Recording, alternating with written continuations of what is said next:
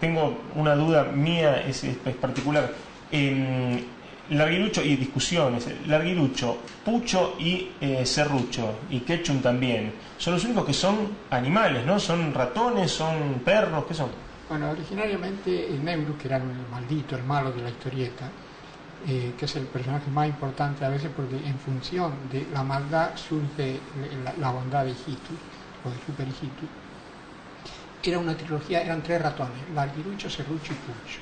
Nada más que haciendo la historieta nos dimos cuenta que Larguirucho podía ser un hombre común, una persona normal. Entonces, ¿por qué iba a estar al servicio de Neurus? Entonces, cuando se enojaba con Neurus, se iba con Hijitus.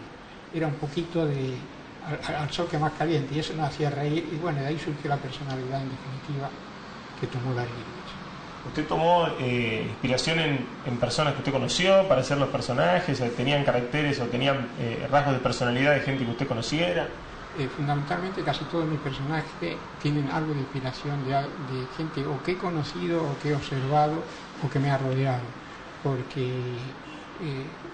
me ha gustado mucho tomar apuntes del natural, sobre todo de hacer caricaturas, y desde que estudiaba, que le hacía caricaturas a mis profesores, a mis compañeros, agregarle a los personajes rasgos de alguien que yo conozco, y sobre todo definirlos. Me ha gustado mucho hacer síntesis de los caracteres y a cada personaje definirlos muy bien, con lo cual podía yo articular muy bien el argumento, la historieta, y tener un tipo de trabajo que, en fin, que era cómodo para manejar.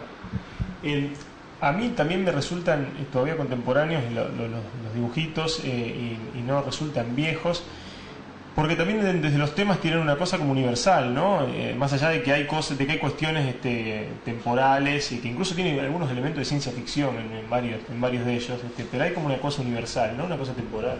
Bueno, lo universal que te encuentras es que los móviles que tienen cada uno de mis personajes son muy humanos, y cuando uno logra transmitirle humanidad, darle sentimiento, que actúen con cierta pasión, eso es eterno.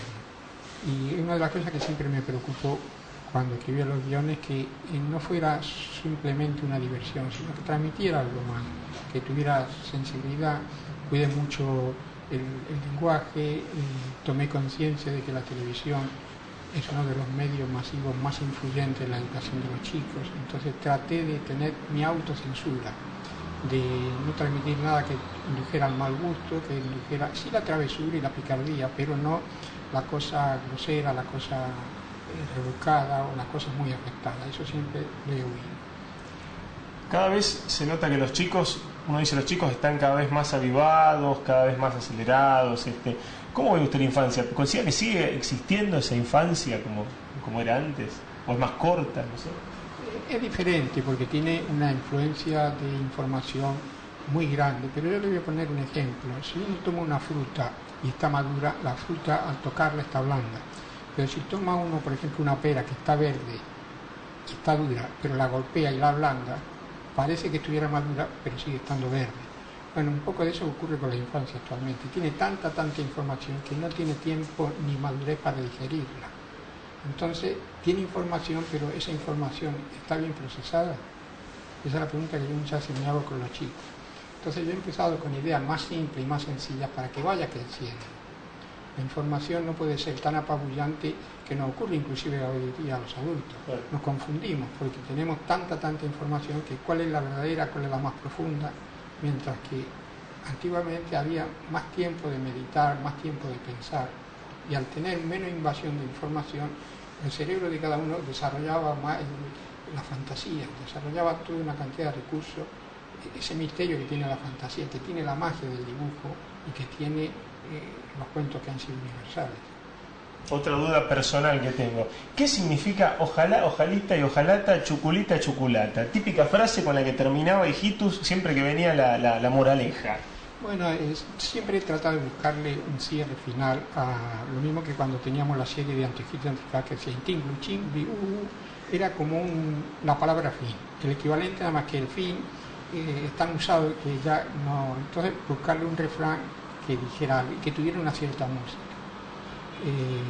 En las aperturas me ocurrió lo mismo, me gustó darle siempre una característica a todas mis producciones. A la de Hijitus tenía una música característica, en Petete, Esta música la componía Néstor de Alessandro, que es un muy buen músico y un hombre de mucho talento, que colaboró bastantes años con nosotros en todo lo que hacía la parte musical, canciones para los largometrajes, etc. Creo que es muy importante haber logrado durante muchos años, casi 40, un equipo muy coherente para hacer dibujo animado. Sin ellos es imposible.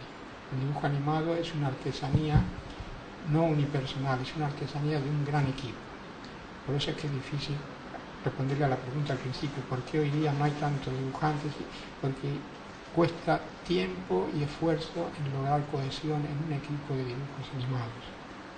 Y ahora también se quiere hacer todo un poco más rápido, ¿no? O sea, requiere mucho tiempo y mucha gente hacer eso, ¿no?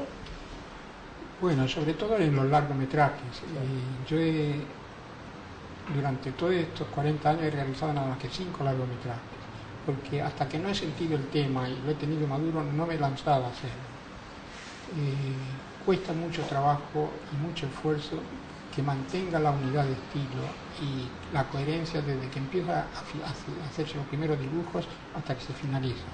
Claro. Bueno, esa ha sido una de mis misiones dentro de los equipos, tratar de coordinar y que no hubiera, ¿cómo le diría? No hubiera altibajos. En un largometraje tiene que haber una curva donde la atención cada 10-15 segundos que decae tiene que caer en una especie de valle hasta que vuelve a remontar. Uno lo observa eso en las grandes sinfonías de Beethoven y las grandes músicas, intensan, construyen y luego empiezan de nuevo. Bueno, ese ritmo le he querido yo dar siempre a mi largometraje y he tenido esa intención. Si lo he logrado o no, es el público el que tiene que definir. Y maestro, la remake que hubo de Hijitus hace relativamente poco, que hubo incluso los personajes tenían unos pequeños cambios de estética. Por ejemplo, me acuerdo de los anteojos de Neurus que estaban montados sobre su nariz. ¿Cómo vio esa remake usted? ¿O usted no le convenció tanto? ¿Cómo lo ve? Bueno, en tantos años uno va cambiando también a veces el enfoque artístico. Por ejemplo, Anteojito no tenía zapatos cuando nació y después le pusimos zapatillas, tipo como usan los chicos hoy día, para ayornarlo un poco. Pero básicamente el volumen era el mismo, sino cambia un poquito la forma. No me ha gustado excesivamente ponerlos de moda, porque la moda pasa y eso es lo que lo envejece. Por eso casi todos mis personajes, el caso de Hijitus, el caso de Calculín, con la cabeza que es un libro y el cuerpo es un guardapolvo chiquito, usa unas simples alpargatas. El caso de Pipío, que su cuerpo era el caparazón del huevo, la cáscara del huevo. Neuro, que también va con un traje muy simple. Larguirucho, que usa una especie de plover y un pantaloncito. O sea, elementos que sé que no van a pasar de moda y que permiten ponerle algún detalle, o un gorrito, una sombra, un elemento que las planea. Los pies también, ¿no? Muy lineales. ¿Tiene un personaje favorito? ¿Cuál es su personaje favorito de toda su creación? Mire, a todo uno lo quiere igual, porque han nacido siempre en algún momento de inspiración y en algún momento de parte afectiva. Si tuviera que definirme, yo diría que el que me dio más oportunidades fue Pipío, el lingerita Pipío. Quizá porque yo en ese momento que lo dibujaba yo me sentía un lingerita. Me sentía a los 19, 20 años, solo en una ciudad grande como Buenos Aires, hasta que logré formar mi ambiente, mi peña de amigos, y quizás por eso que sea el origen donde ahí nació Calculín, nació Oaki, nació Hijitus. Fue el momento donde quizás yo, en esa época estaba estudiando arquitectura y una época de mucha creatividad. Bueno, le agradezco mucho. Usted, yo sé que no da muchas entrevistas. ¿Cuántas entrevistas dio? ¿Muchas entrevistas para televisión? Bueno, es que realmente soy tímido y me cuesta mucho trabajo. Me gusta más expresarme con el dibujo que oralmente. Por eso es que le agradezco mucho a ustedes esta entrevista. Bueno, le agradezco mucho.